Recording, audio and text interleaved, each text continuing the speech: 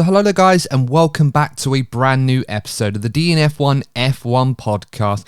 Just a quick apology that we are a day late, certainly not $1 short with producing the latest episode last weekend. It was a bit of a double celebration for some of us, obviously myself included. It was a birthday celebration / wedding celebration, so wasn't able to watch the race live, unfortunately. And some of you that might have followed us for a little while would have noticed that we haven't done any live stream qualifying sessions of late. So I do apologise. We will be getting those back up soon. Not this weekend coming for the Italian Grand Prix, I'm afraid. I'm going to be otherwise occupied, but we will get those back before the end of the season. So for those of you that enjoy that, we will be bringing those back.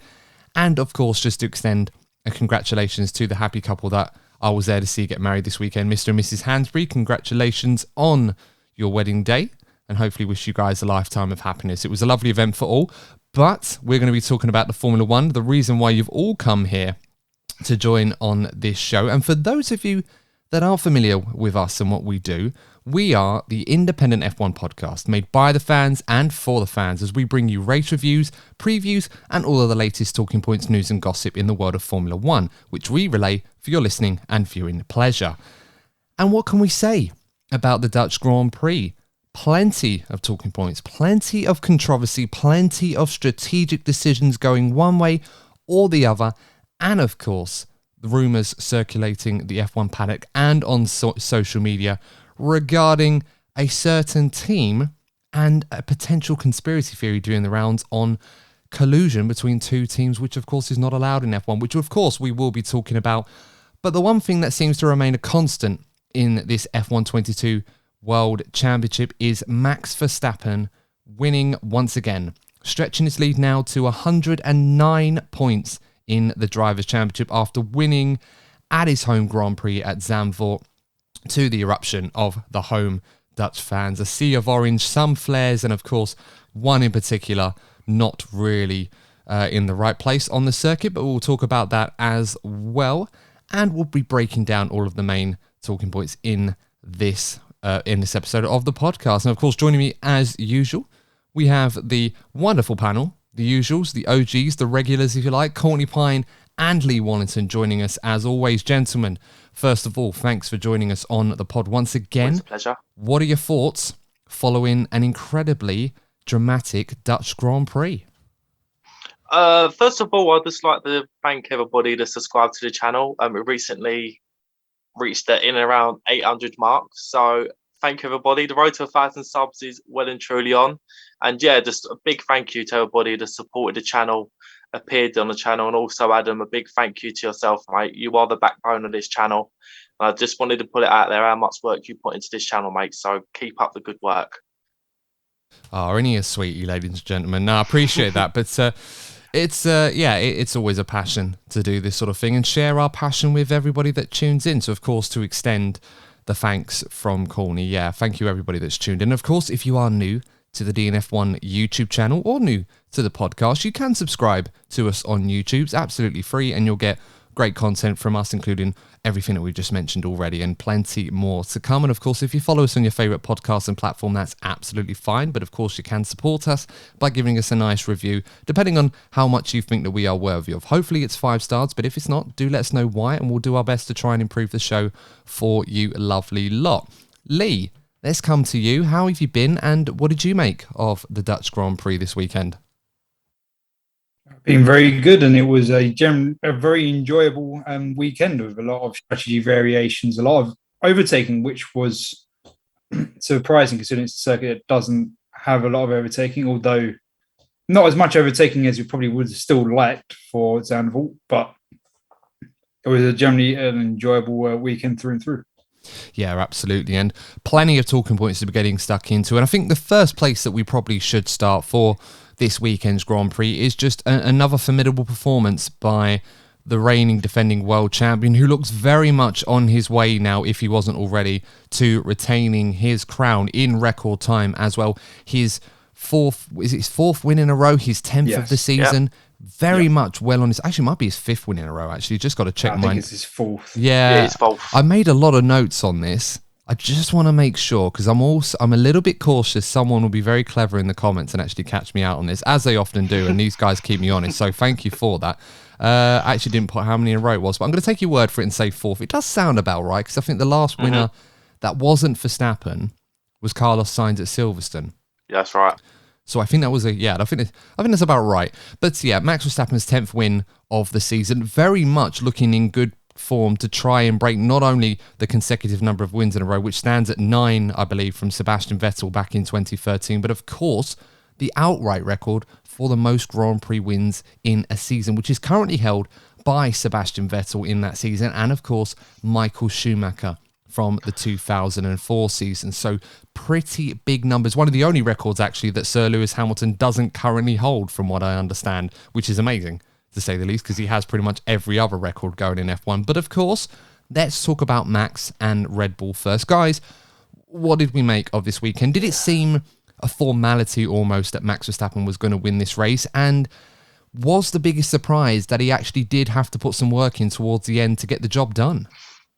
I've got a couple of things to say. I think, first of all, I'm going to go on a little bit of a monologue surrounding Max Verstappen, because I've noticed something to sort of brewing in and around, the opinion of Max Verstappen. Look, I've been very vocal over the past couple of seasons in my opinion of certain personnel, let's say, in and around the Red Bull team. Some of the personnel that surround Max Verstappen and some of his conduct last season, both on and off track. I've been very vocal about this. But one of the things that annoyed me during Lewis Hamilton's dominance is his personal ability was always diminished by, certain sections of the fan base because of the performance of the car. Look, Max Verstappen does have clearly the best car this season, but putting everything else aside, as I said about, the team that he races for and some of the people that surrounded him, you cannot dispute the natural talent this guy has. He is a generational talent. He is the next Schumacher. He is the next Lewis Hamilton. He's going to be a serial world champion. Whether certain people like it or not, he is going to be the benchmark for this generation. And I just think I'm not going to be a hypocrite. I was very vocal when people used to criticise Lewis Hamilton, but I do think that Max Verstappen does deserve some of the plaudits he gets because he has been driving exceptionally well this season. Yes, it's been made easy for him. I'm not disputing that. But he's been on a different level this year. He really has. Yeah, he really has. And, you'd be forgiven for thinking that whilst 2022, we were hoping that we weren't going to see what would end up being a new era dawning for one specific driver. We wanted to see a few drivers step up and make things happen. It really does seem that following on from 2021, we've moved now from the Hamilton era, and unless things change in the short term, in terms of his competition, we are very much quickly approaching what seems to be the Verstappen era right now. And I suppose, for some fans, they're obviously going to enjoy that, depending on what camp they're in. Others, not so much. For F1, it is very much a changing of the guard. I'm certainly not counting Sir Lewis out from, not necessarily this season, but, in years to come, perhaps, he'll have a much more competitive car and we might be able to see them two do battle again as they did so famously last season. But F1 is very much entering into an era right now where there is one driver that does seem to stand above the rest right now amongst those in that group for the future. And it's hard to see, providing he has the machinery to match his incredible talent, anybody really stopping him right now. I think in the future, I think Leclerc isn't the finished article. I think Leclerc can challenge Max. And I do think this is where the British bias comments are going to come in. I do think George Russell in particular would have the ability to challenge Max. We've seen him do a decent job against Lewis this season, and we all know how far Lewis took Max last season. And you've got to remember that George Russell was in and around the same age as Max Verstappen. So I do think that in the future, if they have similar machinery, I do think Leclerc and Russell, and maybe possibly Norris, they're going to be the guys that will be challenging Max Verstappen throughout his career. Yeah, it does seem to be that way right now. I mean, Lee, what are your thoughts on this? Because we've got a driver right now, as we said, won 4 races in a row. He's 10th of the Grand Prix season, winning the championship by over 100 points. He could literally take 4 races off now, come back and still have at least a 5 or 6 point advantage going into the last few races of the season. It's just a testament to how dominant he's been with a car right now that is matching his incredible talent right now. It's clearly the fastest race car right now, maybe the fastest qualifying car as well, as we've seen in the last few races. And he's tied down to a long-term deal up to 2028 right now. So the future is very much bright, and it's very much orange, pardoning the pun for those of you in the UK that might get that reference. It might show your age a bit if you actually do. Right now, what do you think? Well, is there anyone really that can stop Max Verstappen in this level of form right now? He just seems to be driving almost as well as we've seen from the previous champions, like dominated eras like Schumacher, Vettel, Hamilton, Prost, Senna, Lauda, you know, those sorts of drivers that have had their own eras of dominance right now. It very much seems that Max Verstappen is driving up to that standard right now. Right. As I said in the preview, we could easily be looking at a situation that this is Max's period of domination up to 2026 rule change, and that's going to be the 5 world titles that are associated with that. So it could easily be a 5-time world champion by the time the rule change happens. That is quite clearly something that we could be looking at. Obviously, that's not good for the sport. The sport doesn't love periods of domination. They changed the rules to get rid of the Mercedes domination. They changed the rules to get rid of the Red Bull domination. Changed the rules to get rid of the Ferrari domination. It's an endless cycle this sport's trapped in. And it's not really... They still haven't come up with a fix for it because it's throughout the history. It just keeps repeating itself. But Max is definitely on it. Personally... I do reiterate that, or agree, I should say, that Charles isn't quite there yet to be the one leading the charge against Max. It's Lewis. It's just Mercedes needs to get the car there to fight. That's the only driver I see right now that can take Max on. Not to win, because obviously that's a lot more comes to it as we saw last year, but for the fight and to make it an interesting championship battle. And Corny's desperate to say something. Yeah. Can I chip in with the Leclerc thing? I really do believe that Charles Leclerc would go to that next level to challenge Max if he was to leave Ferrari. If you put Charles Leclerc, say Lewis Hamilton right now, bam, I'm retiring at the end of the season, and then Mercedes went and got Leclerc, maybe not straight away. But I just think that if Charles Leclerc has the right team around him and actually the personnel to give him the confidence, not only in the car, but a smooth running of a race weekend. Okay, maybe this weekend isn't the best example of Mercedes. They did make a couple of mistakes, but generally speaking, if you put Leclerc in the right team, he has the right people managing him, I do think he can challenge Max. Leclerc is right now, as I said, I think Russell, perhaps Norris could in the future. I think right now the biggest threat to Max Verstappen in that generation is Leclerc. But look, obviously Ferrari done so much for him since he was a kid. No disputing that. But the state that Ferrari are in now and have been for years, I just don't think they're going to give him the confidence he needs to challenge Max over a course of a season. But if he was to move, I'm not saying that he should move right now, like this season, next season. But it must be something that will start going through his mind, because honestly, you give Charles Leclerc the tools, because I do think he's a very emotional guy, and maybe that's to his detriment sometimes. Give him the confidence and a car that works properly, a smooth running weekends more often than not, he will be able to challenge Max. I have no doubt about that. Yeah, I agree with Courtney on that. Just to answer your last bit of question, Adam, about the future is orange. Definitely up to 26, but as proven this year, there's no guarantee of future success for Red Bull, or should say Porsche, or Porsche Red Bull, or Red Bull Porsche. Well, even if the rumours potentially are true that Christian Horner won't be around under a Porsche. Well, this is it, isn't it? Because, sorry not to cut in, but this is it. Apparently, we've been hearing... Well, you think you're crossing your fingers there, Corny, for the benefit of those that aren't watching this on YouTube. This is kind of the added benefit. Obviously, you get all the context of all the body language, everything going on. You don't need us to explain every detail for you like it's an audio book, for example. Although, if you'd love that, that's absolutely fine. I absolutely love listening to podcasts when you go for a walk or you go to the gym or you're traveling and stuff. It's always quite handy to put a few good on. Of course, ours is up there, but I'm a bit biased. But I'm sure you guys... Actually, that's a nice point, actually, in the comment section. It's a bit random and not related to F1. But let me know, guys, what your favourite podcasts to listen to are. And it's okay if we're not up there, but let us know in the comment section. Let me know what podcasts you like to listen to. There are plenty of good ones out there. Some great Formula One based podcasts, not necessarily mainstream stuff, some independent stuff. There's some really, really good ones.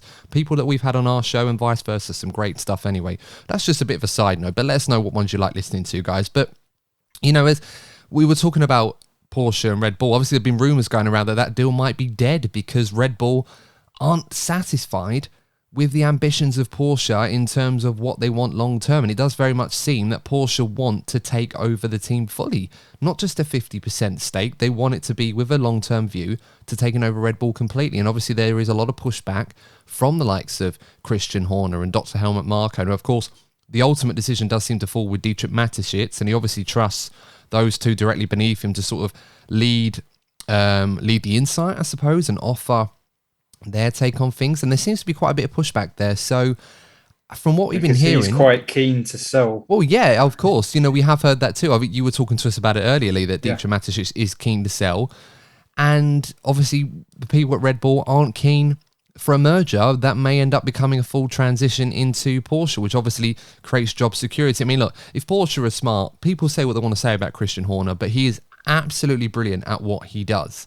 Whether that's, run up, how would I put it? Start controversy, lead a great F1 team, be a great team principal, however you want to call it. He's all of those things and a wind-up merchant as well. You got to say that. But he's a great talker. He's a great political asset in F1 if you have him in your team. So I don't see why Porsche would want to get rid of that. But I'm not the one making the decision at Porsche going forward. So who knows what they're thinking right now. I think they're more interested in seeing how this goes. And the point I did want to make with that, and before you go further on, was that we know so often or not that drivers, they get in their sweet spot because of the team around them. And Max's team is Christian. So if Christian does move in the future, that potentially may affect Max's sweet spot because of how important Christian or Helmut is to Max's focus and what makes Max the driver he is. And we're seeing it with Sebastian when he was at Red Bull. He was unstoppable. He lost that team around him. And unfortunately, he's never been the same since he left Red Bull. So they have big effects that the team principals, more than just being a team principal, which you just said what Christian's good at, it's making the key opponent to the driver, which is obviously another fundamental, but probably underlooked part of Max's performance right now. Yeah, very much so. You do need that sustainability. And that's what Leclerc doesn't have. That's exactly it's true. My point. No, it's very, very true. You do need that sustainability. Of course, it's not a sustainability model that works if you just keep people around for the sake of it. They have to be the right people in the right positions. Yeah. And Red Bull have that right now. Mercedes have had that. They probably still do have that. Ferrari are a bit all over the place in that regard. We're not quite sure what we're going to get for them. It's a new surprise every week, and it's usually one more unpleasant than the previous. But then, that's another story later on in this podcast. But yeah, with the Red Bull situation right now, everything seems to be going according to plan on the track. Max Verstappen is driving phenomenally well. He seems to have upped his game to a new level, the likes of which only some of the greatest drivers in F1 in their own respective eras are able to match. There seems to be that formidable aura about him right now. And of course, at the last two races in Belgium at Holland, 2 home Grand Prix for Max Verstappen, with that overwhelming orange sea of support from the home fans, it very much seemed inevitable that he was going to win those races, and he did. Different races for different reasons, but overall, he came out on top, and it never really looked in doubt for most of it. Let's briefly talk about Sergio Perez, because it was a very quiet race for him. He was in and amongst the action, but ultimately a little bit underwhelming with the performance. In qualifying, of course, he had that mistake in Q3, which some people argued that allowed Max Verstappen to consolidate that pole position. It would have been very close. Conspiracy theory number 1 for the weekend. Yes. Conspiracy theory number 1. I mean, we've seen this a few times. These things tend to benefit certain drivers. I'm sure over the course of a certain amount of time, they play out and even themselves out a little bit. And I say that with hope. I have no data to suggest that that's factual. You guys are going to have to check that for me. But, you know, these things happen. You can't really say, oh, you know, we're getting on the levels of some really ridiculous conspiracy theories, which, of course, we're going to address a bit later on. But overall, Perez finishing P5 in the race, and he was only P5 because Carla Signs had a 5-second time penalty, so it would have been P6. So, and the rest of it. Well, yeah, and the rest of it, you know, out of that top 6, he's finishing the bottom of the pack in arguably the best race car right now. Over the course of the season, people chuck in rumours and conspiracies saying, oh, they're not developing Perez's car, which I think is absolute rubbish. Why wouldn't you develop your second car? But it does seem that the more that Red Bull do develop this car, it does seem to lean towards their lead driver, Max Verstappen, and further away from Checo Perez. Now, this is a guy who started off the season relatively well. At one point, he was very close to his teammate in the Drivers' Championship and won a few Grand Prix, including the Monaco Grand Prix, a few pole positions this season as well. Got a new medium-term contract. Things are looking rosy for him. But over the course of the season, the gulf between him and Max Verstappen has drifted further and further away to such a point where the race we saw in Spa last weekend was very much a one-off. Most races, he's fighting at the back end in the race against the Mercedes and the Ferrari guys right now. So I keep asking this question, but I feel like it's relevant every time I ask it. Is this something longer term that Red Bull should be worried about with Sergio Perez? Because now we've entered into a new era, these cars are going to be developed more and more and more. It's not really likely right now that unless Checo improves his driving, that gap's not going to close right now to his teammate. If anything, it's going to get further and further apart, which has already proven to be a problem. Yeah, I think the other sort of development to bring into this is the progress from Mercedes, because if Sergio Perez had an off weekend, he would obviously finish behind his teammate and then possibly finish behind the Ferraris. Now Mercedes have sort of made that step forward where they seem to be edging closer and closer. Mercedes are now going into most weekends confident that they can not only beat the Ferraris, but they're confident they can beat Sergio Perez. The only step they can't get is the talent gap that Max Verstappen brings with him. So now, look, the championship's over and done with. I still believe both championships are over and done with. So this season, Red Bull won't be too concerned about it. But if you go into next season, surely Ferrari have to be up there again next season. You expect Mercedes to be a lot faster next season. The pressure will build on Sergio Perez. And also another rumour that's going around about Colton Herta possibly joining AlphaTauri. With Colton Herta would come a lot of support from the US. If Colton Herta does well with AlphaTauri, you think about, even from a marketing perspective, to have an American sort of based driver in a Red Bull team, marketing, fantastic. Do you think they'll have Max Verstappen, the Orange Army, and then having a US-based driver? They're just going to make so much money from merchandise and ticket sales alone. So the pressure will be building on Sergio Perez next season. I think this season he should sort of try to get himself back to a level that he's more comfortable with. But next season is the next season where I feel Sergio Perez will really have to up his game, because the pressure will be building. He's driving for a top team. This is what happens. If you drive for a top team, you have a season, maybe two, to get yourself right, or you will find yourself in trouble because there's high demand for these seats. Well, evidently what we saw, and whilst we expected the Dutch Grand Prix to close the field up, Belgium was very much a one-off, one of which that suited that Red Bull car absolutely perfectly. And of course, the team has got to make sure their setup matches that, and Red Bull did a superb job on the day, which made it so easy for Checo to manage that race quite comfortably and finish P2 with quite a gap behind him. In this race, there's no room to hide. If you make a mistake, you're going to be punished for it. And that was something that really plagued Checo's Grand Prix. Maybe it was from the moment he made that mistake in qualifying that really set the tone for his weekend. And at no point did he really look like he was going to change that or improve his position compared to the others ahead of him, despite the fact that Mercedes and Ferrari equally had problems of their own doing, and yet they both still finished ahead of Checo, with the exception of Sainz because of a mistake that happened in the pit lane.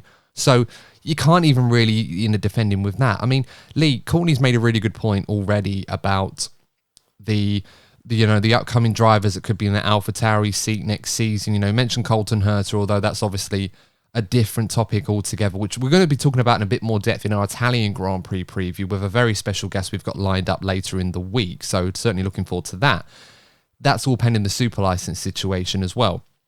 And there are other developments owing to Pierre Gasly's future away from AlphaTauri and the Red Bull program once and for all, other drivers that might come into that seat. It feels like that Checo has been afforded a little bit more time before the scrutiny starts weighing a bit more heavily on him.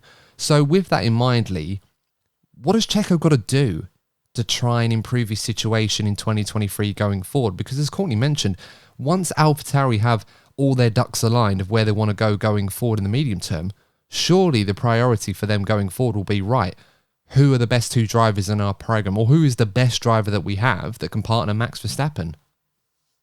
Yeah, I think the biggest problem that, and I've said it before, that Sergio now has, and what's affected Red Bull for the last couple of seasons, is their development in favour of Max's style, which obviously hurt Pierre when he was there, hurt Alex when he's there, and it's now hurting Sergio this season.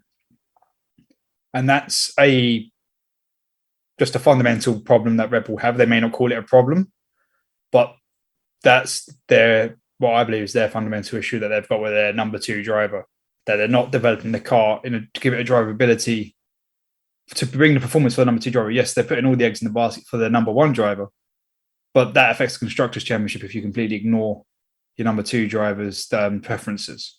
So I think Sergio really needs to be more, don't know if he's not already being, but being more vocal internally within the team about his preferences, his development. I know he's requested, or he's apparently requested that Red Bull have a different development path for his preferences, although with the budget cap, that's probably very unlikely because they're not going to develop the car in two different ways. But he's got to be pushing to have more things in his favour. And I know it's probably not going to be that easy with the Max bringing in those results, but I don't think there's anything Sergio can do that, well, unless he changes his driving style to copy Max, but not all drivers can change their driving style that easily. I don't think there's anything Sergio can do long term, unfortunately, to up his performances to bring them back to where they were earlier in the season. Yeah, it does seem that way. Should we move on and talk about Mercedes? Let's do it. Yeah. So Mercedes, overall, the result for them was P2 and P4.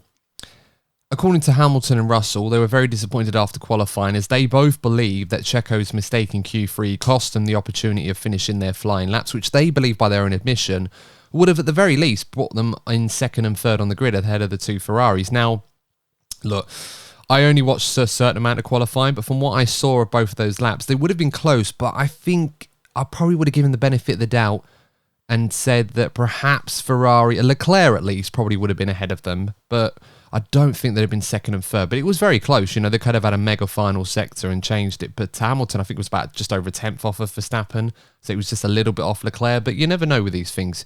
He was a tenth up by Sergio's spin. Yeah, so it would have been very, very close, but I don't know. I think you got to factor in the straight line speed of that Red Bull would have made up that difference. Ferrari, of course, despite the fact that they tend to run different downforce levels all the time and none of them seem to be right, I think there's still a bit more grunt in that Ferrari, so you've got to give them a little bit. But you never know with these things. But anyway, they were pegged back. And one thing that has become very truly evident right now is despite the fact that the outright ultimate pace of that Mercedes is still a little bit off the Red Bull and Ferrari post-summer break, there's no denying right now that when you consider all of the elements to the best race car on the circuit, Mercedes right now seem to have an all-round better package than Ferrari, purely and simply because Ferrari just cannot manage tyre wear at the moment.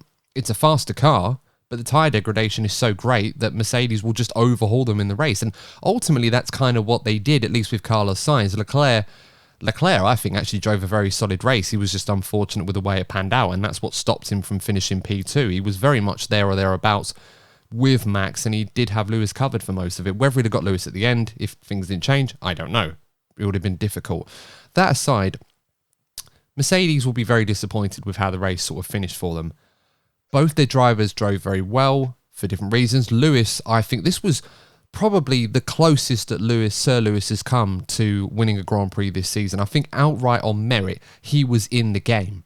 He'd put himself in the game. The strategy was going well for Mercedes up until Yuki Tsunoda caused that virtual safety car, and it changed things around. I mean, conspiracy theory number 2. Conspiracy theory number 2. Yes, we should get into that, of course. We'll put some context as to why this is a conspiracy theory. But what I want to ask you both, if the Tsunoda virtual safety car and, of course, Bottas safety car that followed later on didn't happen, do you think Lewis Hamilton would have won the Dutch Grand Prix?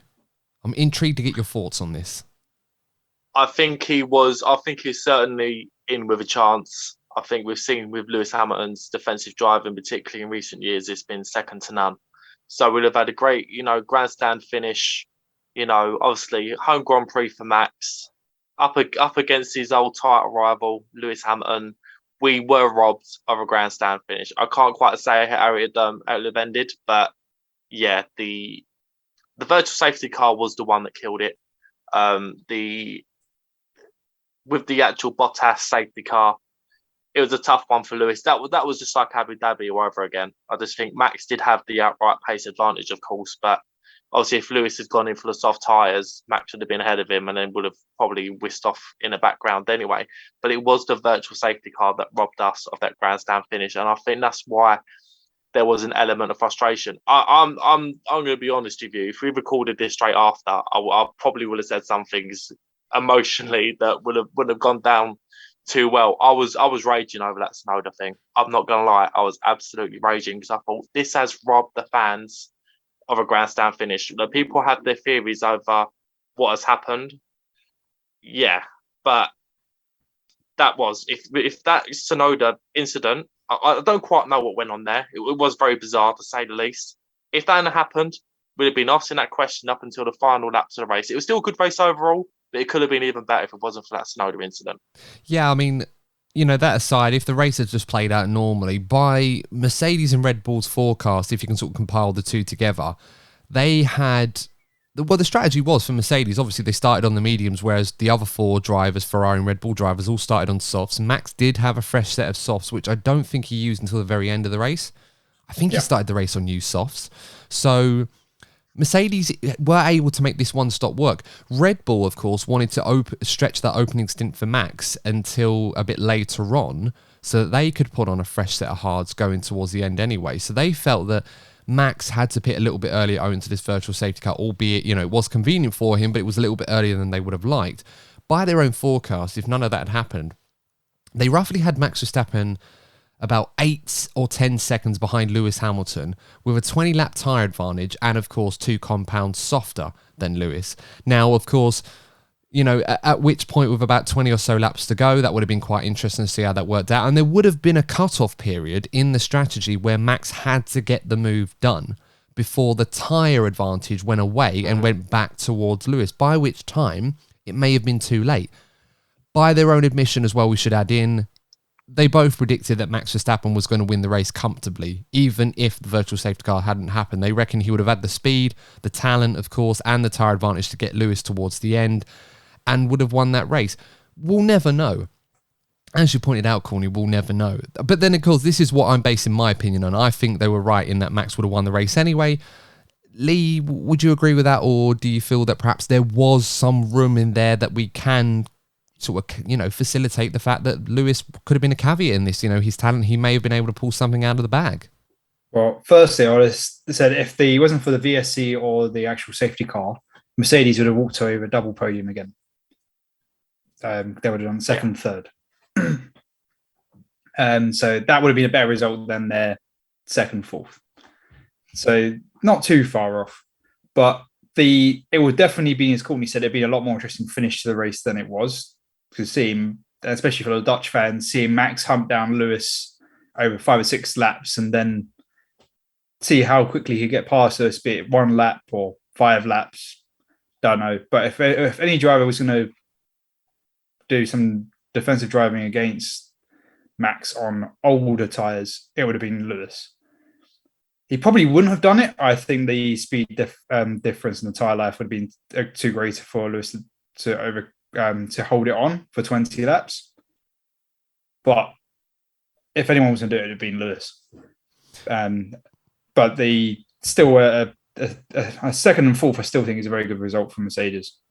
Yeah, absolutely. Of course, it allowed them to close the gap to Ferrari back to where it was before Spa, 30 points. And of course, given the current race pace at the moment, you'd think Mercedes might have the advantage at more circuits over the course of the race than Ferrari do right now. And Ferrari will just make more mistakes. So of course, we've got to remember that. That's spot on, though. Like, honestly, that's a really great point by the pair of you. So we was talking whilst we was watching the race, obviously, as we always do. And I was saying to you guys that Lewis Hamilton will be in this race if he doesn't get stuck behind Sainz. Sainz was actually doing a decent job against Lewis. Obviously, he had the faster tyre at the time. But the mistake that Ferrari made in the pits just made it so much easier for Mercedes. So going in for the rest of the season, the Mercedes drivers could be, oh, you know what? Yeah, we're behind the Ferraris. But we'll just wait for them to mess this up. We'll be patient, wait for them to mess this up, because there's a sense of inevitability that Ferrari are going to make a mistake every single race. They're so consistent with the mistakes they make. It's almost like, oh, that's a part of the race strategy. So you have like all the sort of like plan A, plan B. Plan A will be, look, if you're stuck behind the Ferrari, stay patient, wait for them to make a mistake, and then Bob's your uncle. You have fresher tyres, so have a go at the Red Bull. Yeah, that's probably almost like a strategy that they will probably be using at Mercedes. Yeah. I mean, could you imagine some teams doing that? Like, that would be something I'd love to ask Pete Bonington or James Allison or Hannah Schmitz, for example, at Red Bull, respectively. Do you guys actually now facilitate in your strategies or plans for a Ferrari fuck up? Like, do you actually compensate for that? Or do you say, okay, this is a hypothetical plan if we're in this position, and then do the same plan, but what do we do if Ferrari mess up and how they mess up and stuff like that? Because, I mean, we know what Ferrari are like. They need more alphabet for all of the strategies they have. Crazy stuff. We have plan F, plan L, seems more apt these days. But do the other teams do that?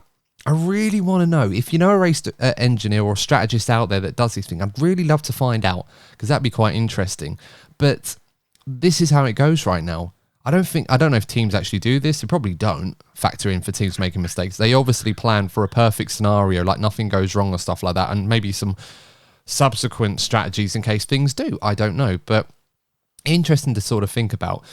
So with that all in mind, of course, we talked about the first part. It did seem that Lewis would have been in a position where, with the one stopper on the harder tyres to defend the lead in the final stages of the race, Max would have been very likely he would have got past Lewis. Did seem to have the performance advantage when it mattered down the straight. It was a very big performance advantage as well. So he most likely would have won the race, providing that he didn't make a mistake or there wasn't an issue or something like that, or the two made contact and Max got the worst end of it. You don't know. These things can happen. You never really plan for them, but they can happen. Let's talk about the conspiracy theory number 2. As Lee aptly put it. So, guys, metaphorical tin hats on. Haven't really made any. Really should have done. That would have been something for YouTube, but never mind. I digress on this one. With Yuki Tsunoda. So, just for context for people that aren't familiar with what happened with Yuki Tsunoda. So, around about lap 43, I believe it was. Actually, it might have been a bit earlier than that. I'll just check my notes. Yeah, so lap 44, Tsunoda was complaining after a pit stop that his tyres had not been fitted, particularly at the rear. He wanted to come back into the pit. He was then told by the team that the tyres were okay after Tsunoda had stopped on the circuit. Now, that's the normal protocol. You stop on the circuit if you feel like one of your tyres are loose or it might fall off. That's what the FIA tell the drivers to do. Now, Zandvoort, for context as well, is a very narrow, old-fashioned circuit. There's not really anywhere for a proper runoff or for a recovery vehicle or a crane to come and get the car off the circuit in the same way that there is at Monaco, for example, for a circuit that you can compare it to. So any car that stops out on the track is most likely going to cause a safety car or a virtual safety car. After Tsunoda was told to carry on by the team, he then went into the pits on lap 46. There was a bit of a delay where you could see some of the mechanics sort of leaning into the cockpit and readjusting something. Now, I think people believe that was most likely to readjust his seatbelts, because it looked like Yuki Tsunoda had tried to take his seatbelts off when he'd earlier stopped. So obviously the FIA were obviously going to look to reprimand AlphaTauri on that and Tsunoda, because obviously you're not allowed to remove your seatbelts and then drive on, as Charles Leclerc did a couple of years ago at the Spanish Grand Prix, for those that remember that one. So after he left the pit, he was still complaining about this issue. Now, he thought it was a problem with the differential. From what I understand, it's very hard to tell on the sensors back in the garage if there's an issue with the diff. They have to see it for themselves when it appears at the rear of the car. After they had spotted it leave the garage from that pit stop, when it left his pit box, go back on the track, they then spotted it on his car. And this is what AlphaTauri are claiming. They spotted it on his car, said there was an issue, they couldn't fix it. That's when they then asked him to find a safe place on the circuit to stop. Now, of course, you can take the narrow pit lane as another reason why they probably didn't want to stop him in there, because there was nowhere to fit. They just about got all the cars in that pit lane anyway. So they probably wanted him to stop on circuit. That's what eventually caused the VSC, which then ruined Hamilton's chances of winning that Grand Prix. So I've kind of explained in a summary, and I've butchered it a little bit, so do bear with me on this one, guys. But that's kind of the story AlphaTauri have pushed forward to explain what happened with Tsunoda, as strange as it looked, because it did look a bit strange, to basically justify that they weren't colluding with the sister team at Red Bull to help Max Verstappen have an opportunity to get a cheap pit stop and definitely win that race. With that aside, guys, tinfoil hats on, do you believe that story in that line from AlphaTauri, or do you think that there was a bit of foul play going on by Red Bull? Do you know what? I really, really hope it's not the case, but we've just been seeing a build-up of like small events. And again, it was something that was discussed before we come on. There is something that doesn't quite feel right about two teams being owned by the same guy. You can't help but think that obviously you're going to have, the second team sort of doing a willing for, the bigger sister team. Like the way in Spa we saw both AlphaTauris take the engine penalties after Max Verstappen was announced to start behind both of their drivers. So look, it wouldn't have changed the result, but it just made it that bit easier for Max. We've seen other incidents in the past where there's one where Yuki Tsunoda didn't use his DRS. I think it was Qatar last year. He was told, don't fight Max, you're not fighting him. And then he just let him go, which of course is a perfectly legitimate instruction to make. But it's obvious he wouldn't have been told to do that if it was a Mercedes, but if it was Hamilton behind him, for example. Exactly. And it's also like Red Bull must benefit from the sort of the development and the data that AlphaTauri get from their cars. There must be some kind of shared information there. So you think about it. So Mercedes and Ferrari, for example, they're getting their data from their two drivers. It wouldn't surprise me if Red Bull are getting data from 4 different cars. So it must sort of play a role, And there's also the rumours about, we were talking about last week. There's the rumours about the cost cap loophole that Red Bull have found surrounding AlphaTauri. It might be true, it might not be, but the fact there are 2 teams owned by the same guy does open up the conspiracy theories. And when you see things like that happen, there is going to be a part of you who's going to think, well, what's going on here? Like, apparently I saw it online before we come on that there's been abuse towards, the drivers, the team, Hannah Schmitz. Like, there are people in this community, again, I was saying it to you guys, we all love F1. We're very passionate, and I love to see people, say how it is about the sport that they love. But there are always people that take it too far, that almost become obsessed about certain people or scenarios in the grid, and they just become abusive to people. They always take it a step too far. But when you see events like this come together, particularly where, things have been so sour between Red Bull and obviously Mercedes and Lewis Hamilton last season, Lewis Hamilton does have, look, we all know how passionate Lewis Hamilton's fan base is. They're gonna be looking for reasons to dig at Red Bull, and the ownership situation does. As I said, there are undertones about that ownership situation which don't for me, deep down, doesn't feel right. Yeah, no, I agree. I don't believe anybody should own 2 teams in the same formula. I just, because whilst, of course, you can put your tinfoil hats on, and we can infer or imply that perhaps there's not necessarily foul play, but there's opportunity for collusion. It's not just been Red Bull in the past. Other teams have done this. I mean, Ferrari. How many times have Ferrari done this with sister teams or junior teams that have had their engines and stuff like that? Ferrari have been very clever at trying to orchestrate certain situations to make it easier for their cars at the expense of a lesser team that has their engine or a partnership technically or stuff like that. And, Mercedes have done it too. I remember how many times did we see Esteban Ocon, for example, get in the way when he was being lapped of certain cars in the Racing Point whilst he was on the Mercedes program quite a lot of the time. And usually it was their rivals. Now, of course, I'm not suggesting that it's foul play, but it's always one of those where you can kind of connect the dots and try and argue a case that it might be Verstappen in going Brazil, on. innit? Well, That's not so much. No, not so much that one. That's a different thing altogether. I don't want that one. Like in a few races where they've been lapped and they've held them up a little bit or been a bit slower to go through, stuff like that.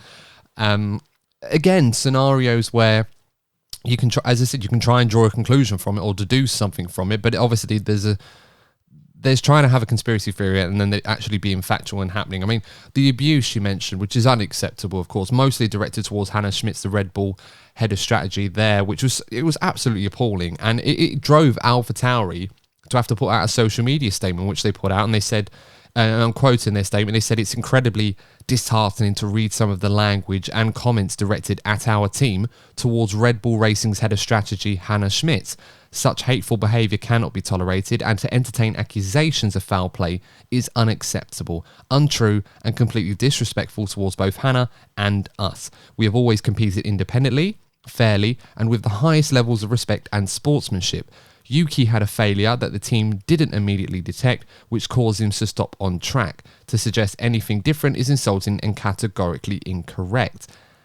So I think I don't believe that this is anything more than just a conspiracy theory. The FIA even did their own investigation into what happened with AlphaTauri, and they seem to be happy with the fact that there was damage on the differential for Tsunoda. They verified that, so they're happy with that. So I think we can just kind of throw this one in the bin. I know there is room for people to suggest that certain collusions can happen, and bear in mind the ramifications are that or the consequences at least, is that if there was evidence to suggest that Red Bull and AlphaTauri were working together to help Red Bull in such ways, they'd both be thrown out of the championship. Why would Red Bull, whether you love them or hate them, why would Red Bull risk exclusion from a world championship that they are dominating by an amount that we've never really seen before, at least from their part, all for the sake of winning one Grand Prix? Are they really going to do that? I don't think so. But look, let's move on to the next part of it, and we should talk about what happened after that with Mercedes and Hamilton. The second safety car of the race caused by a retirement for Valtteri Bottas. And this is where things started to get a little bit messy, and where, unfortunately for Sir Lewis Hamilton, his race went from bad to worse in this regard through no fault of his own. The team decided to leave him out to defend the lead from Verstappen under the safety car, which left him very vulnerable, and evidently, as we saw, allowed Max the opportunity to overtake Lewis very, very quickly. And then, of course, George Russell decided to take it upon himself to say to Mercedes that he's pitting because his tyres were cold and he was having problems with them, to put on a fresh set of softs, which allowed him to overtake Lewis and get that second place. And Lewis didn't even finish on the podium. And we saw Lewis's reaction. We heard his reaction. He was very angry on the radio. He was saying that he was screwed by it and he was very hot under the collar. So he pretty much was in a position where he was kind of damned if he did and damned if he didn't, really. I mean, do you think Mercedes made the right call? And I know it sounds easy to ask that one now, knowing that if Hamilton had pitted, the worst thing that would have happened is that he would have finished in P2. Knowing that now. But he had a chance to win the race by staying out in front. So I feel like Mercedes, you can justify what they did with him. Yeah, it's a tough one, isn't it? I've at the time, I thought that the best choice would have been to have kept both drivers out. If George had, somehow defended against Max for a few laps, that might have given Lewis a chance to win the race. But I think on the flip side of that, you got to think as a driver, you're the one driving that car. You know how that car feels, underneath you. George had the know-how to say, look, I want to pit, I want to go on the soft. This is the best strategy. I think Lewis, once again, I think the reason maybe why Lewis was as hurt as he was, that probably did give him some real flashbacks of Abu Dhabi, put a great shift in, and just got messed up by the timing of a safety car once again. I think in the moment, people do get very emotional, have their sort of theories as to, Lewis was messed up. I just think, once again, if you have a look at most of the drivers on the grid, I think Lewis Hamilton has probably been messed up by safety cars more than anybody else on the grid. He really does seem to be cursed by safety cars. Because at the end of the day, you're right. If he was damned if he did, damned if he didn't. Whereas George had the luxury. He knew he had the pace advantage over the guys behind him. George knew that he just had such a benefit over Lewis based on the position on the track. I just think Lewis has been very unlucky, but I don't think Mercedes did anything to deliberately harm Lewis personally.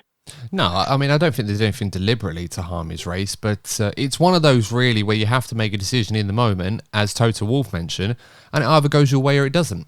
And whilst it didn't work out for Lewis and it cost him a podium in a race where he should have at least got that much, were Mercedes really going to sacrifice their chance to win a Grand Prix by pitting him and then forcing him to end up behind Verstappen just to consolidate P2?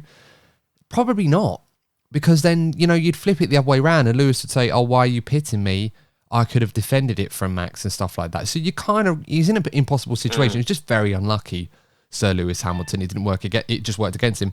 Lee, we should talk about George Russell on this moment, because this was a pivotal moment for him as well. Whilst Lewis didn't pit and followed the team's direction, George went against it and put on soft tyres, which allowed him to not only have the benefit to stay ahead of Leclerc, but also pass his teammate and get P2, which, of course, in that own little inter-team rivalry, whilst they're all pally and George is learning a lot from Lewis, he's his idol, his mentor, George is very much, right now, taking those necessary steps in his mind, perhaps to try and justify to Mercedes that he is ready to take on that mantle of a number one driver when Sir Lewis Hamilton decides to call it a day. So I guess my question to you, Lee, is in that moment, was George Russell right to make that decision? Not necessarily in terms of how his race panned out, but was he right to go against what the team wanted to get ahead of Lewis and use that opportunity? Or should he have respected Lewis's scenario and just followed the team orders and ended up finishing behind him? Okay. Before I just quickly go on to answer your question about George, just one thing I want to add about Lewis was on the safety car restart. You could instead of just potentially blaming the team, did Lewis restart at the right place on the circuit? And secondly, he made a mistake on the engine setting on the restart, so he didn't have the full. Well, that was it, wasn't it? Because he was so angry that I mean that's a good point as well. He was so angry that he forgot to put the right engine mode on his restart, such a degree that Max had to lift off before he got to the line because he nearly overtook him illegally before that. He didn't realise how slow Lewis was going to be. So, of course, it didn't really matter in the end. But no, it's just I wanted to point out, obviously, there was that mistake as well. But going back to your question about George, Mercedes in the past, they made it very clear that they don't like having their drivers on different tyre strategies. They like trying to keep it even. But then again, how many times did Lewis change his tyre strategy on the go and force Mercedes to change his tyres when he was fighting Nico or fighting Valtteri? And Lewis got the upper hand in those instances because he went against Mercedes' strategy and decided to pit and change his tyres, and Mercedes were basically give him the new tyres or we're going to lose the race win because our race leader was pitted. So I think George doing that shows you that he's willing to fight against the team, so to speak, in his personal interest at the same time delivering the results for the team, like Lewis has done.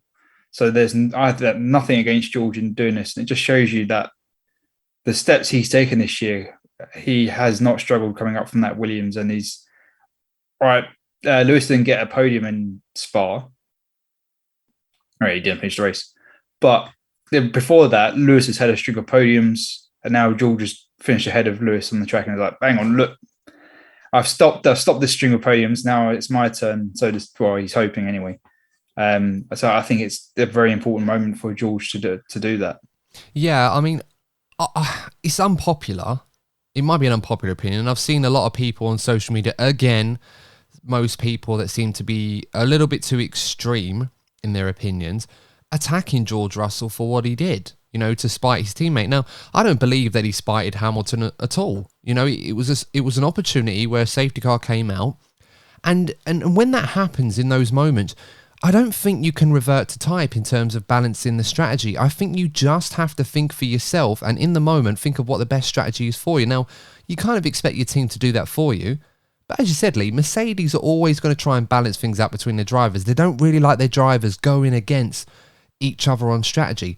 But this isn't like George decided to change his strategy on the fly mid-race against what Mercedes already put forward. It was a safety car, an opportunity presented itself. He wanted to change the tyres. He obviously tried to justify that by saying the tyres he was on was cold and it wasn't going to work for him anyway. And in hindsight, that was the best decision for him in his race, because he'd have finished behind Leclerc. He might have been under pressure from Sainz and Perez behind him if he didn't make that pit stop. By doing what he did, he ended up finishing P2 quite comfortably as well. Beat Leclerc, beat his teammate. And I think that's the most important thing. George Russell right now is not at Mercedes to play second fiddle to Lewis. You know, there's no shame in George Russell finishing behind Lewis Hamilton, because Lewis Hamilton right now is a better driver than George Russell. He's proven this season that despite the difficult start, Lewis has shown in the last couple of months that he has a little bit more speed than George Russell does right now. There's no shame in that. So when George Russell's presented with an opportunity where he can help his own race and try to beat Sir Lewis, who's in a position where he's just an impossible position, there's nothing he can do, I've got nothing wrong with that. George has to prove to Mercedes that he is the guy going forward. He's the man to take over the mantle from Sir Lewis. He's not going to do that by finishing behind him every single race. He needs to take opportunities when he can, because he knows he's not as quick as Lewis right now. Maybe one day he will be on that level. So what he needs to do is take the opportunities when they come. It presented itself to him in the race. He took it, and you know what? I'm absolutely fine with that. You know, so call it unpopular if you want, but no, I would, you know, congratulate George on a brilliant move. Obviously, it's not in the best interest of the team, but he did what he needed to do for him. And at the end of the day, you have to look out for yourself in this sport, because it's so brutal. And the first person you're going to be compared to is your teammate. So every time you beat your teammate, especially one as illustrious and as brilliant as Sir Lewis, that's always going to be a feather in the cap rather than a slap on the wrist. No, I think let's take the positives on this. I think it just shows that how strong a lineup Mercedes have. They have two top draw drivers, which I think is going to really bode well for them in the future. I don't think what happened with the George Russell incident, let's say, will be too damaging, because I think deep down everyone knows, like, Adam, you're making, you know, a very good point. I think a lot of people would probably have the same mindset as you. I think in a moment it's very easy to be emotional. I think Lewis himself, actually, it seems that Lewis is able to calm down a lot faster than some of the people that you see online, and I think that's a fundamental issue. I think when people see Lewis get upset on the radio, whether you love him or hate him, you've got to remember that these drivers, when they make these remarks, the same applies to Fernando Alonso, actually, that they're high on adrenaline. They're going to say things in a moment, and once they calm down and reflect, they will feel differently. And I do feel that this won't be too damaging with the George Lewis Hamilton relationship. And overall, it was actually a fantastic weekend for Mercedes. You know, after Spa, I was quite downbeat about where Mercedes go for the rest of the season. It might be a completely different again in Italy, but it does seem that they're gaining more of an understanding of what causes that car to have those off days. And it bodes well for 2023. So overall, it's still looking good for Mercedes compared to where they were earlier on in the season. Yeah, absolutely right. And I agree with you. I think they have the best driver lineup on the grid right now, and these things are going to happen. And it was a little bit of an off day for Mercedes in the moment, but again, you know, that there was not much I think they could have done that was any different. I think they maximised the result based on the opportunities and the way that the race panned out for them. So, you know, they can't really be too disappointed with that. And I think upon reflection, I think Sir Lewis agreed with that. So, you know, it's just one of those you have to accept and move on. Let's talk about Ferrari now. Almost an hour into this podcast, and we finally got to Ferrari. I told you this was action-packed race. There was a lot to talk about. We're going to try and skim through some of these points later on. So I do appreciate you guys sticking around for this part. It's very much two different races for two of their drivers. Charles Leclerc, in qualifying, was no more than a tenth off Max Verstappen the whole weekend in terms of ultimate one-lap pace. So that, you know, that's a good thing. I think Leclerc did a very good job this weekend. Didn't really put a foot wrong in the race. I think he managed his race pretty well. The virtual safety car came out at a bad time for him because he wasn't too far off of Max. Probably would have finished around P2. He would have had a good battle with Hamilton at the end for that second position, I believe, at some point. And, you know, the way the race was going, who knows? Might have been a battle for the lead, who knows? But drove a good race, ended up in P3 on the podium. His second podium, though, in the last 10 races, which is a worrying statistic. And it really shows how there's been two halves to this season. One that was brilliant the first few races, and after that has just been an absolute disaster, not necessarily just by his own doing. A lot of it has come down to shortcomings of his team, and ultimately the F175 is not very good on its tyres right now. And that is a problem for Ferrari in race pace. So there's not much you can really say about Leclerc's race this weekend. I think he did a good job under the circumstances, and I think a podium was a well-deserved performance from him. I'm going to move on to Carla Signs, and it was a very different race for him. Again, overall, I think he drove pretty well, all things considered. I don't think you can really fault Carlos Sainz. I mean, he had a bit of a moment with Sir Lewis Hamilton at Tarzan Corner at turn 1 at the start, where Lewis went into him a little bit, and it damaged his floor, and it caused Sainz to have a bit of a performance drop-off, but he was there or thereabouts in the race. Then, of course, we move over to the strategy from the team. And the first stop, and at this point, we literally are playing bingo with Ferrari at what mistake they're going to come up with next. There's literally a roulette wheel right now where you just spin it and see where it lands. And I don't think many people would have predicted that Ferrari would have had a pit stop where they had 3 tyres ready and they had one guy literally all over the place, not knowing where to go, couldn't get that 4th tyre on. And then the very same area, they leave the wheel gun out, which allows Perez to drive over it, so they can't even change the tyre properly. It's just an absolute shambles right now, and I don't know whether to laugh or cry, guys, at this point with them. I mean, what is going on with them? It's just a right mess. I mean, Lee, please try to make some sense out of this, because right now I'm just... it's just crying in Scuderia right now. Ferrari Sympathy Corner is going to have more and more members week by week, and we're going to Monza, no less, this weekend coming. I mean, can you imagine what the reaction is going to be if they repeat those antics there?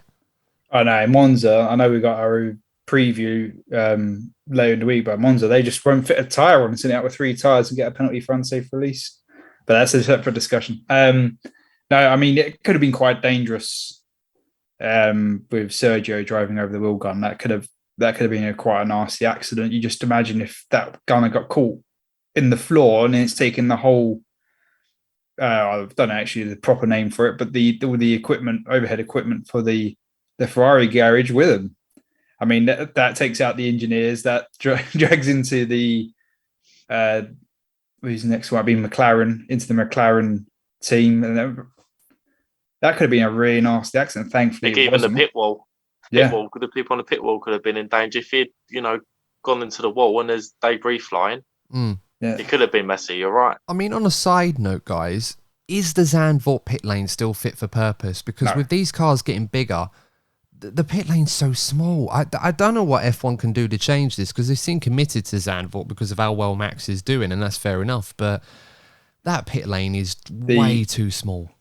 They forced Silverstone, the first one comes to my head, they forced Silverstone to increase the size of provide a bigger pit lane, and Silverstone moved it to a different part of the circuit. There's another track that they forced them to build a bigger pit lane. I can't remember it. Was it France? The French Grand Prix. Well, I mean, Magny-Cours, that would the French Grand Prix used to be. That would be the same problem, because the cars are so much bigger now. But there's not really a place you can put. There was another circuit that they. Yeah, I think it's one. Yeah, I think it's the Brazilian Grand Prix, and they want their pit lane to be bigger because it's too small. And I think Zandvoort is too small. I mean, when all the cars came in, some of the angles for the unsafe release, the cars couldn't physically get out of the pit box to get onto the thoroughfare through the pit lane. So I know we're diverging a bit from Ferrari, but I think it's too unsafe and they need to build a new pit lane. Yeah, with Ferrari, you could argue that that's ultimately why Sainz got that fight. Because I remember watching it back, and the first time I watched it, admittedly, maybe it's Ferrari bias in there, but I just thought, I don't know, he might get away with that one, benefit of the doubt, because of the fact of how narrow that pit lane is. And Formula One cars have terrible turning angles from a standing start at the best of times anyway. So they might have let him off, but upon seeing the replays, I thought, nah, you got to give that a penalty, really, because, I mean, that sort of thing is going to happen. You have to just sort of take more time, I suppose. But it's very unfortunate. It just made me think that Zandvoort, surely something that has to be done to make that pit lane bigger, because these cars aren't going to get any smaller, at least until 2026. So it's not going to get any easier for them. Yeah, they need to do something, but they probably won't. No, probably not. As you said, they're too in love with Zandvoort at the moment to annoy risking the Dutch organisers. I mean, I love the circuit. It looks a fun one to drive on, and the banking does add. I think, adding on to what you've both been saying, I think in terms of what Zandvoort has to offer, obviously, the Max Verstappen fanfare, it does offer something a bit unique. And I think the banking as well, it makes it stand out. It gives it like the season a whole new feature. I'm not saying let's bin Zandvoort altogether, but I think that the Dutch have never had a superstar driver. They've never been in this position before. This is a whole new game for them, but they need to now adapt to the situation they have. And I think, look, the amount of money that's going to be surrounding that Grand Prix in the next decade or so, having Max around, they need to be in a position where they adapt, have a look at the pit lane, and obviously they need to be more strict with the fan base as well. With the stuff that happened with the flares, it has to be. They have to tighten up on it, because they're new to it. You've got to remember that here in the UK, all the bias yet again is going to come in probably in the comments. We've had championship winning drivers, sort of superstar drivers as far back as James Hunt. He was the first real F1 superstar here in the UK. So we've had 50 years of experience when it comes to this. The Dutch haven't had this before, but they need to understand that the whole Max Verstappen thing is only going to get bigger and bigger and bigger, and they need to react accordingly, not only with the pit lane, but with the fan base that comes with it. Yeah, I mean, not to get too sidetracked, we'll come back to Ferrari in a bit, but I do want to talk about this, for lack of a better way of putting it, idiot that decided if he thought it was a good idea to throw a flare on the circuit. Was it practice or qualifying they did? They tried to throw it at Sir Lewis Hamilton when they threw it on the circuit. They were aiming for him. Whoever that was that did that, and they were removed by security, of course, I hope that they are given a hefty ban from going to Formula One events. Now, I know some people might hear that and think, oh, he's just done one thing that might be a bit harsh. We've seen protesters and people do silly things in attendance at Formula One races that have gotten less punishment than that. And the reason why I come at this with such a stern, hard stance on this, I suppose, a better way of calling it, is simply this. Formula One cars, they travel at speeds of like 200 miles an hour. Crash impacts and the force of impacts are going to be very, very high at that speed compared to what they would be. And for anyone that's ever been in the unfortunate position of being involved in a car crash, and there's been some inanimate objects, where it's been a tissue box or something light, and if it hits someone, and hopefully it hasn't done any sort of serious damage, it does feel a lot harder than it would do traveling at 30 miles an hour, because because of the mass. I'm not sure the science of it, but the force of impact is obviously going to be greater at that. And I do apologise that I butchered that a little bit.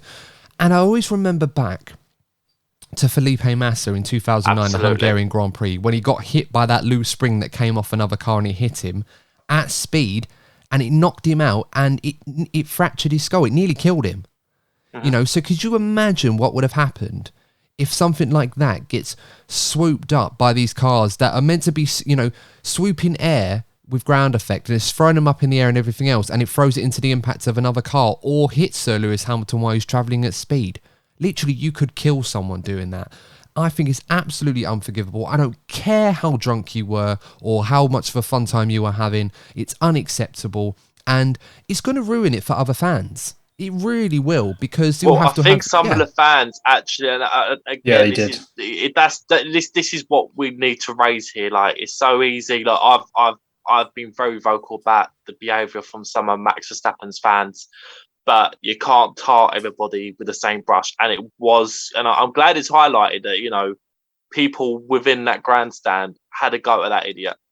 Because you can't, again, there's been a lot of awful behaviour over the past few years from some people within Max Verstappen's fan base, but they're not all the same. And I'm glad that was highlighted, but we can't be having this. I think another example as well was Ayrton Senna. Didn't he die because he's hit by bias the suspension in the car or something. If it was like a few inches to the left, a few inches to the right, Ayrton would have actually survived. So you can't underestimate how much of an impact these things could have, not only for the safety of the drivers, but actually the impact that it has for the fan base, because there would have been people that have gone there with the best intentions, and it just makes the whole fan base look like a bunch of drunken idiots. That's what it does. It's damaging for the fan base in general. Well, they'd have to take drastic measures to stop it happening again, because if one person does it, what's to stop someone else from thinking it's a fun idea in doing that? They'll have to put up ring fences around, which will ruin the viewing experience. They'll have to limit the number of people that can go, amongst other things and everything else. It just ruins it. So whoever that idiot is, I hope they realise how serious that was and the severity of what they did, and I hope that they regret it, because that was ridiculous and stupid. I don't care who you are or if you have a hatred towards a certain driver or anything like that. There's no justification for doing that. And we can only sit here and be fortunate that we're talking about this knowing that nobody was hurt as a result of that action. So, that's my sort of angry rant out of the way. I was appalled when I saw that, and it really made me angry to think that someone thought it was funny to try and do something like that. It's absolutely ridiculous stuff. Back to Ferrari to ease my anger even more on this one. But obviously there's a new battle that's starting to develop now, and it's Nico Rosberg, former Formula One world champion, and Matteo Binotto, the team principal at Ferrari. And Nico Rosberg, working for Sky F1 as a pundit, made some comments on Ferrari right now, and basically, I'll quote what he said, but he basically said, "Oh my goodness," when he was talking about Ferrari pit stops, "Matteo Binotto keeps saying, no, we don't need to make any changes, everything is going well. When is the day coming? It's not possible. Even Formula 2 teams or Formula 3 teams do a better job at their strategy and pit stops than Ferrari. You go to the pits, there's no tyre there in the normal race. At some point, they really need to start making changes." Matteo Binotto then responds by then saying, "Well, first of all, I think it's so easy to speak when you are outside of the paddock. It is easy to criticise, but we will not change people. That is my answer to Rosberg. We have got great people, and it has been proven that what is more important in sport is stability, and that we make sure we're improving day by day and race by race." Now, of course, drawing back to the stability element that we talked about earlier with Red Bull and Mercedes, which has made them successful, and I agree with Binotto that stability is important. However, it's the same mistakes over and over again. And to be honest, I don't think Nico Rosberg is quite far off in his assessment on what's going on at Ferrari. What do you guys think about this one? Do you think Rosberg's on the money? And are we now starting to see that Matteo Binotto, again, this is not the first time he's been defiant with the media and argued back at them over these criticisms of Ferrari this season. He did it a few races ago. Then he went into a stage of denial. Now he's come back fighting in Ferrari's corner. What are your thoughts on this one right now? Because surely something has to change at Ferrari right now. Yeah, it's a really tough one. I think if it was any other team, you'd be saying, yeah, you need to make changes. But Binotto is right in the sense that Ferrari do need that stability, because there has been a chopping block nature at Ferrari for many, many years that has been to the detriment of them, sustaining the championship challenge. But it's the level of the mistakes that are being made. Nico's right. These are type of errors that you expect to see in the junior series.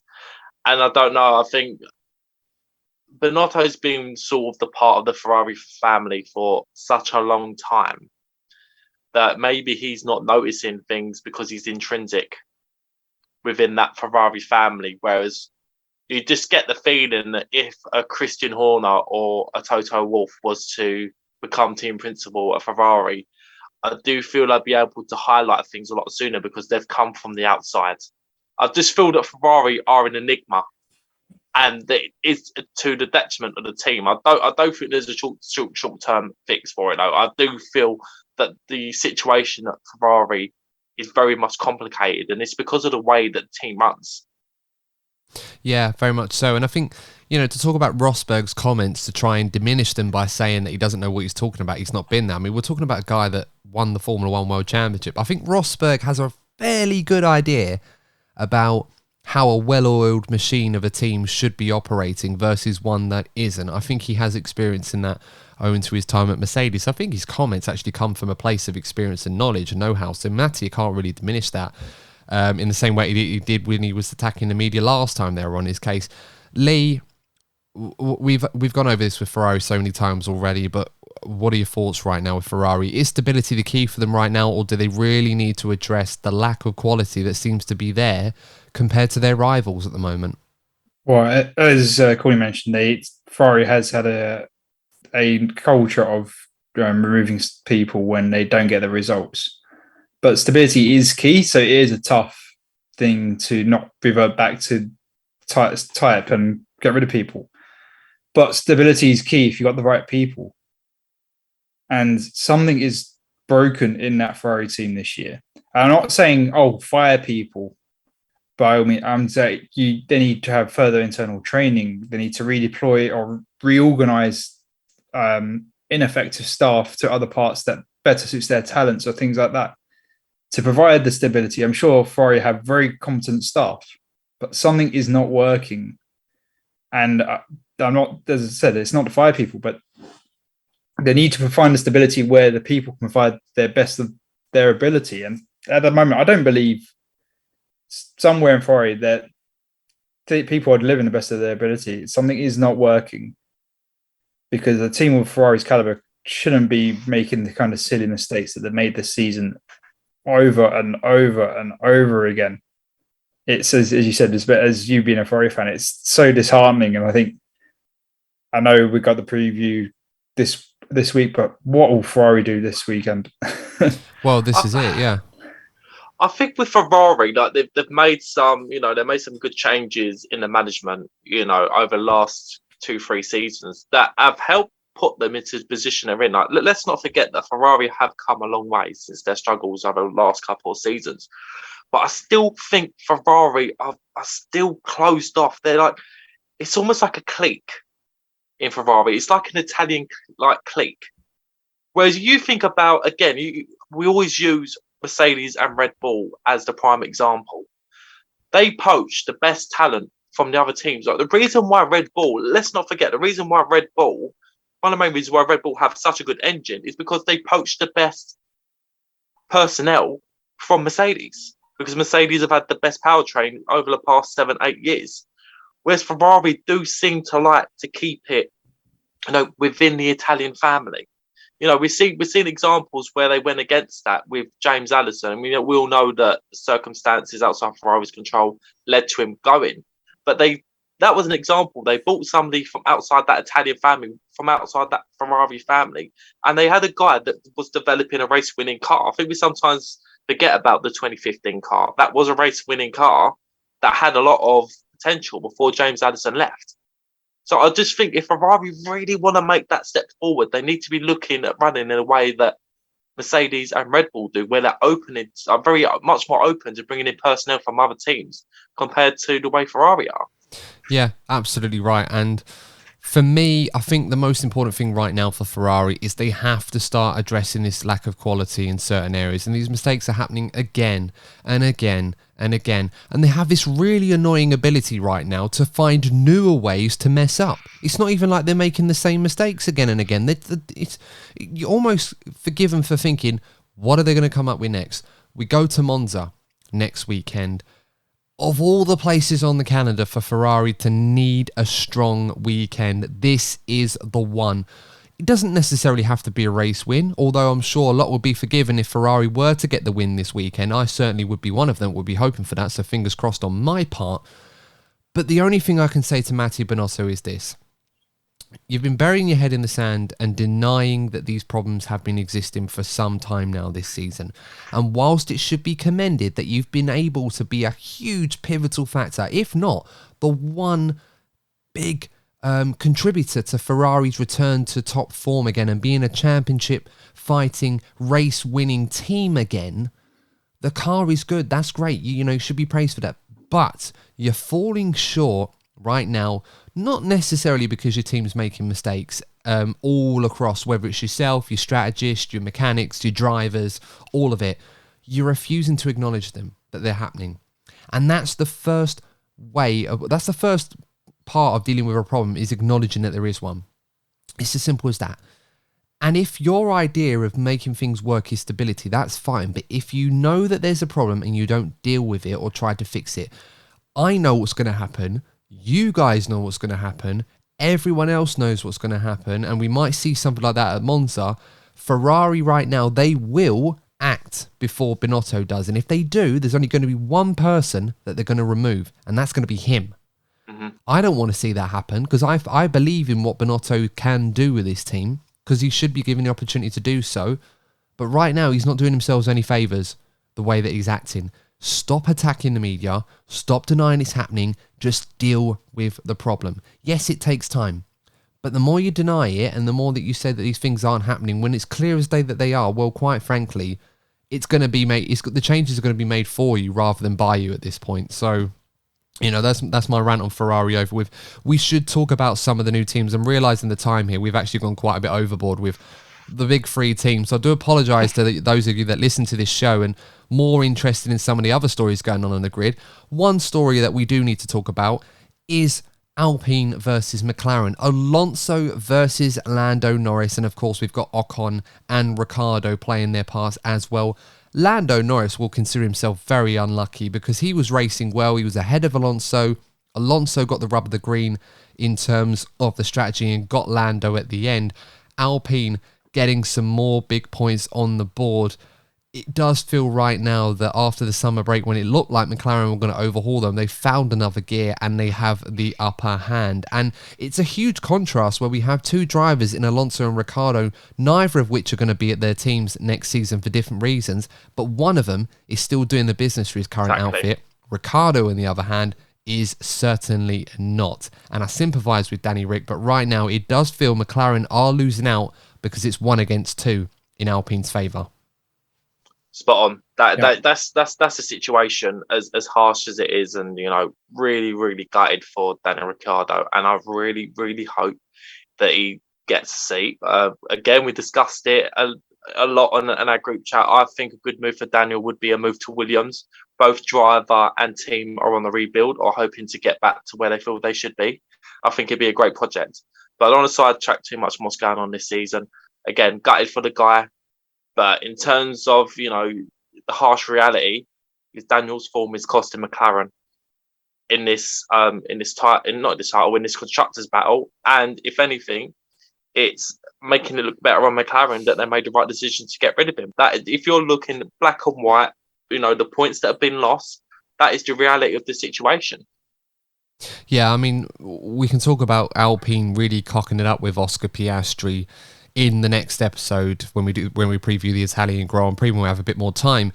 But it does feel that Alpine on the road right now seem to have the upper hand, and it's a very good race car right now. Mm-hmm. Lando very much has the edge in qualifying, but in the race, Alonso and Esteban Ocon, they just seem to be able to drive the wheels off that thing and bring home the big results. Ocon getting P9 as well. Nearly, it was about 2 tenths off of Carla Signs after that penalty as well, so that could have easily been another 2 points. I'm not sure, unless something crazy happens right now, that Alpine are going to relinquish P4. I think they've got it in the bag, unless something crazy happens with McLaren right now. Yeah, I would agree with you there, Adam. You want to add any more, Lee? Sort of opportunity there? No, I agree. I think you've already just touched on between the both of you. It's the Alpine's on the ascendancy, Ricciardo's hurting McLaren. I completely I agree with that. I don't. It's a shame to see that the battle is so one-sided, being the 2 versus 1. But that's the results are that Fernando and Esteban are bringing it back, and they're driving really well. Right, not taking anything from Lando, he's driving really well. It's just a shame Daniel isn't. Yeah, and you know that's how it goes right now. And of course, if you want to win out, you need both your guys on form. And at the moment, McLaren just have Norris right now, whereas Alpine can very much still rely on on Fernando Alonso to get the results, as he has done all throughout the season. And it's good to see Fernando. You know, he's right up there in the championship with his teammate now, despite the earlier setbacks. He's been able to catch him up. So there might be a little bit of a inter-team battle brewing at Alpine, which might come to McLaren's favour, as Norris seems to have them both beat at the moment. for P7, but we'll have to wait and see. Very much advantage Alpine at this point, 24 points between the two. We should talk briefly about Alfa Romeo. We said already, P6 in the constructors, they look relatively comfortable at the moment, although a few good results for the likes of Haas, AlphaTauri and Aston Martin, and they might be starting to sweat a little bit, but P6 seems to be almost theirs to lose. But the results have not been coming for them. I mean, Zhou Guan Yu only finishing P16, Valtteri Bottas retiring for the third race in a row. And this is something that worries me about Bottas, because he was starting the season, the first handful of races this season, Valtteri Bottas was comfortably the best of the rest. Regular P7, challenging sometimes with Mercedes, being a thorn in their side for some time. Ironically, the driver that they let go seemed to be finding a new lease of life at his new team. And the last three races, very, very unfortunate. Of course, he had that retirement at Hungary. Then, of course, in Spa, through no fault of his own, had to avoid Latifi and ended up retiring from a crash following that. And then, of course, another power unit issue, which was quite weird because his car was on the back straight and the yellow flag on the electronic LED boards wasn't lighting up when Sainz overtook Ocon on the return back. But obviously, Sainz had to give the place back because the yellow flag came out there. But yeah, Bottas right now really, really struggling to find some form and not really for any fault of his own right now. I don't quite know where Alfa Romeo are going as a team. There are talks at the Sauber Group, maybe wanting to leave F1 altogether. But I've noticed that there's a sort of domino effect from the performances of Mercedes and Ferrari alike. So at the beginning of the season, it was like all the Mercedes-powered teams were right at the back. So Aston Martin, Williams, for example, Haas and Alfa Romeo, Haas in particular, were doing fantastic. But it seems that as Ferrari's issues have worsened and Mercedes have been picking up sort of, with the reliability of their engine, it seems that the Mercedes-powered teams are sort of performing better or sort of showing more promise compared to the likes of Alfa Romeo and Haas. We're now seeing Aston Martin have been making improvements.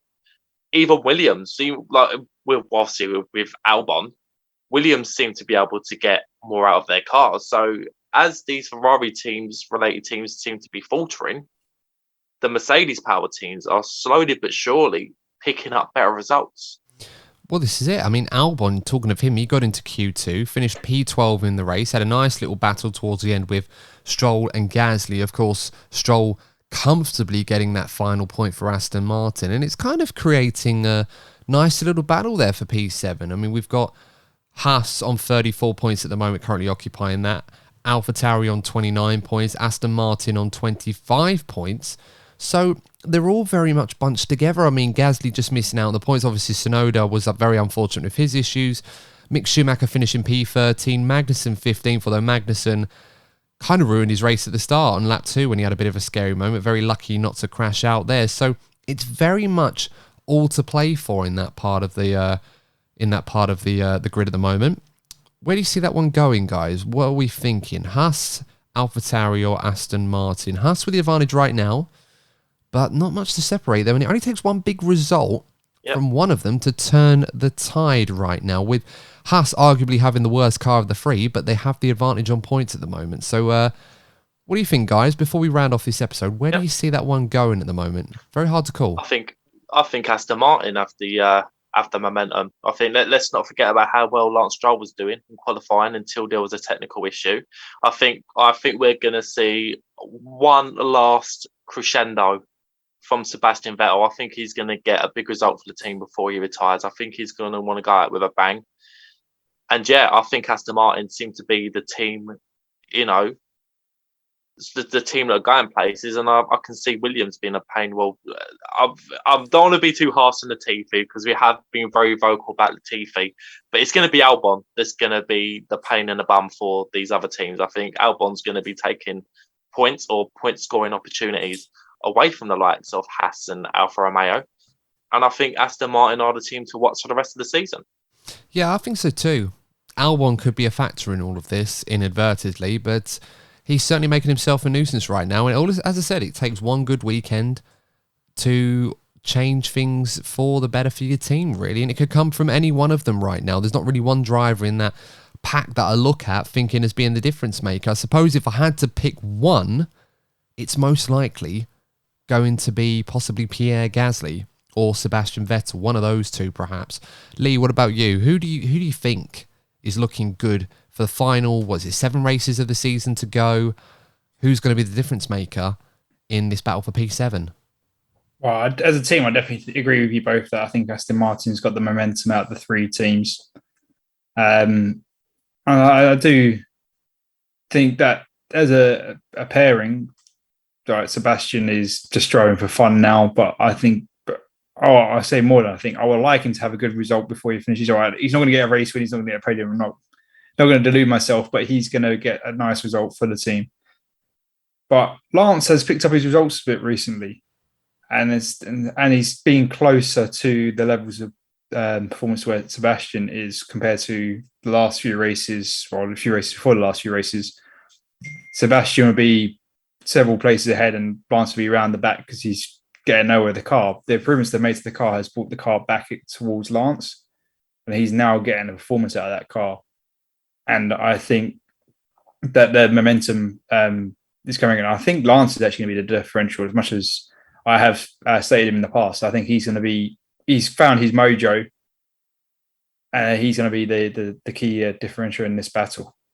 Yeah, you certainly can't rule out Lance Stroll. He has this amazing ability when people write him off and they don't expect much from him. He just pops up out of nowhere and gets a cheeky point or two, and that's what he did at the Dutch Grand Prix. So well done to Lance in that regard. And that is the factor, guys, isn't it? You've got Aston Martin, really, with 2 drivers that could just turn up on a given day and get points for you. The other teams, whilst they do have 2 good drivers in their side, it's less likely that you'd expect either one of them, if not both of them, to pop into the points, really. Whereas Aston Martin do seem to have that about them. Yeah, Aston Martin do sort of. I think it's where Aston Martin have the certainty about the future as well. I think, Adam, you probably aren't going to want to hear this, but I think the one driver I'm really worried about at the moment is Mick Schumacher. I feel that there's a seat available at Williams, and I think with the Ferrari partnership sort of ending with Haas very soon, with the driver agreement, I think Mick's going to have to put in some special performances, because I think they will be looking at drivers from outside of F1, and I just have a sneaky feeling that Daniel Ricciardo will get that Williams seat. So I think for Mick, next few races are vital, but Haas just seemed to have given up the ghost with development once again. So it's difficult for him to showcase. He had a good qualifying, though. Let's not forget he did have a good qualifying, but I think he has to be putting in some special performances for the team in the coming weeks. I mean, would Daniel Ricciardo want that Williams seat? With all due respect to Williams right now. I mean, look, we'd all love to see Danny Rick stay in F1. I just don't think the seats that are left are enough to entice him. You know, unless he really wants to stay, I'm not so sure. Maybe you're right, but I just think there might be an opportunity for Mick somewhere. Maybe Williams is that opportunity if Haas don't want to keep him on for another year. But it's a hard one to call. But I do agree that he does have to put in more performances. It's a driver that, you know, he's been doing okay, but you just don't know what you're going to get from him at the moment, don't you? So, no, it's a fair point. I think we should probably wrap this up, guys. We've been going on for about an hour and a half now, which is longer than what we normally do. So thank you, guys, if you stuck with us on this one. But just a quick reminder, if you have enjoyed this episode on YouTube, make sure you subscribe to the channel and like the video. We're chasing 1,000 subscribers. And, of course, you guys have been phenomenal this year at following us and finding us and lending us your support. And, of course, letting us know what you think of the show. If you follow us on your favourite podcasting platform and you want to support us there, give us a nice review. If you think we're worthy of one, the better reviews that you can give us, the better for the show. It allows us to be exposed to newer audiences around the world that may have not already heard of us. And of course, if you want us to improve the show and you want to let us know. Send us a review, write down, tell us what you want us to do or what you like about the show, what perhaps you don't like so much, you'd like us to change. Do let us know. But until then, guys, we will be back at normal time, this time for the Italian Grand Prix preview We have a very special guest, the brilliant F1 broadcaster and IndyCar broadcaster, Mr. Tom Gaymore. Really looking forward to talking to him about the Italian Grand Prix this weekend and all of the big stories, including Colton Herta's current situation with the super license controversy and, of course, the moves for Oscar Piastri and possibly rumours of a move for Pierre Gasly to Alpine, no less. We'll be excited to talk to him about that. But until next time, guys, thank you so much for tuning in. Please stay safe. Tinfoil hats off. We're down with Conspiracy Corner. And we'll see you in the next episode of the DNF1 F1 podcast. And remember, if you're not first, you're probably DNF1. Take care. Thanks for watching. See you soon. Goodbye.